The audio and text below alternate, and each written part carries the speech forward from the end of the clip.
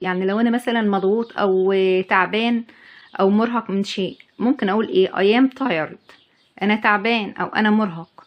I am not in the mood. ده رد غير تقليدي، يعني انا مش فايق، ماليش مزاج لحاجة، او انا مش في المود زي ما بنقول. I don't feel well. يعني مش حاسس ان انا كويس، او انا لا اشعر ان انا بخير. That's too much. ده طبعا لما يكون انا مضغوط جدا او عندي شغل كتير، اقول ده كتير او كده كتير او فوق الوصف. وده ممكن يكون ردود تقليدية وغير تقليدية في نفس الوقت، استخدمها في الحياة اليومية. لما تطلب مساعدة شخص يساعدك في اي حاجة عطلت او مش عارف ان انت تشغلها، زي الكمبيوتر مثلا، اقول ايه؟ excuse me, can you help me with the computer, it is not working. يعني لو سمحت ممكن تساعدني في الكمبيوتر، ده ما بيشتغلش او عطلان. اجابة هتكون sure، بالطبع او بالتأكيد. let me take a look، خلينا اشوفه او القي نظرة عليه. لما حد يحب يبارك لك على عمل او خبر سعيد سمعه عنك، يا ترى هيقول ايه وانت هيكون ردك ايه؟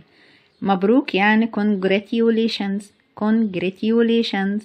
طب يا ترى الرد؟ اقول thank you، شكرا لك. I am very happy، أنا سعيد جدا. I am over the moon، يعني أنا طاير من الفرحة أو سعيد جدا جدا.